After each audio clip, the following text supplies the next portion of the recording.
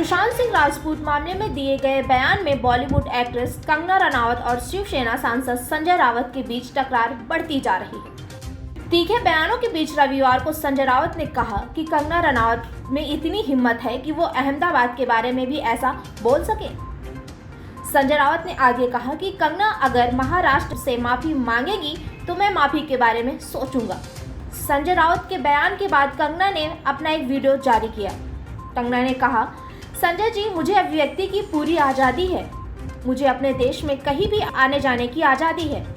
हमारे देश में लड़कियों के साथ दहेज के नाम पर मारा पीटा जाता है, जबड़े तोड़ दिए जाते हैं। आगे कंगना कहती हैं कि जब आमिर खान ने कहा था कि मुझे देश से डर लगता है तो किसी ने उनके लिए गंदे शब्द का इस्तेमाल नहीं किया था। कंगना ने कहा कि 9 सितंबर को आ रही हूँ। आप लोगों ने कहा कि मेरा जबड़ा तोड़ देंगे, मुझे मार देंगे, तो चलिए 9 सितंबर को मिलते हैं।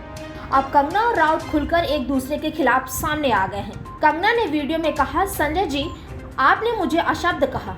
आप एक सरकारी मुलजिम हैं। आप तो जानते ही होंगे कि इस देश में हर घंटे कितनी लड़कियों का रेप हो रहा है, उनका शोषण किया जा रहा है, उनके कार्यस्थल पर उन्हें गालियां दी जा रही हैं, उनका अपमान किया जा रहा है। आपको पता है इसका जिम्मेदार कौन है? इसका कारण है कि मानसिकता जिसका प्रदर्शन आपने पूरे देश में किया, वो मानसिकता किसकी जिम्मेदारी है? इस देश की बेटियां आपको माफ नहीं करेंगी। जिस मुंबई पुलिस की मैं तारीफ करते नहीं थकती थी, आप मेरे पुराने इंटरव्यू में देख लीजिए कि वो पालन घर लिंचिंग में कुछ नहीं करते हैं, खड़े रहते हैं। सुशांत के पिता की एफआईआर नहीं लेते हैं, तो इस प्रशासन के चलते मैं उनकी निंदा करती हूँ। तो मेरी अभिव्यक्ति की आज़ादी है। संजय जी, मैं आपकी निंदा करती हूँ। आप महाराष्ट्र नहीं हैं। संजय राउत जी, आपने मुझे कहा कि मैं एक हरामखोर लड़की हूं।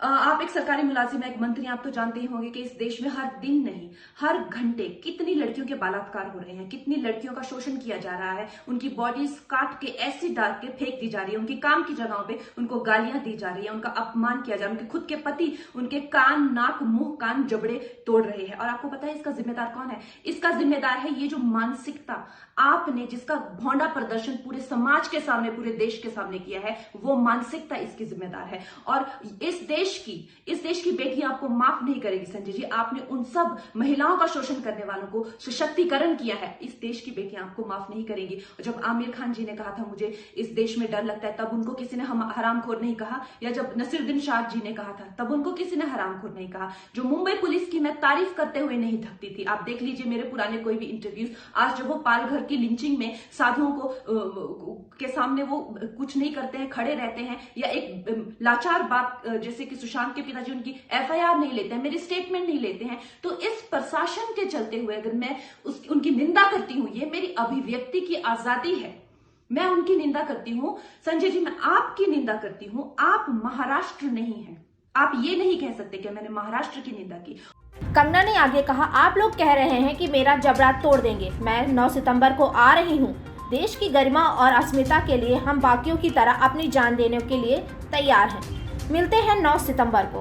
कंगना ने शनिवार को ट्वीट कर लिखा था कि 2008 में मूवी माफिया ने मुझे पागल घोषित किया था। 2016 में मुझे विच स्टॉकर भी कहा गया था। अब 2020 में महाराष्ट्र के मंत्री ने मुझे खुलेआम अपमानजनक टाइटल दिया है, क्योंकि मैंने कहा है कि एक हत्या के बाद मैं मुंबई में असुरक्षित महसूस कर रही हूँ। बता दें कि हाल ही में मुंबई की तुलना पाकिस्तान अधिकृत कश्मीर से की थी।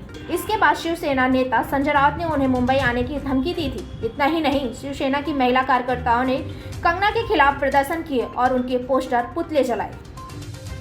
और संजय जी, मैं 9 सितंबर को आ रही हूं। आपके लोग कह रहे हैं कि आप लोग मेरा जबड़ा तोड़ देंगे, आप लोग मुझे मार डालेंगे। आप लोग मुझे मारिए, क्यों? क्योंकि इस देश की जो मिट्टी है वो ऐसे ही खून से सींच कर इस देश की जो गरिमा है और अस्मिता के लिए न जाने कितने लोगों ने अपनी जान दी है। और हम भी देंगे संजय जी, हम भी देंगे, क्योंकि हमको भी वो कर्ज निभाना है। मिलते हैं 9 सितंबर को। जय हिंद, जय महाराष्ट्र। हर खबर पर होगी आपकी पकड़।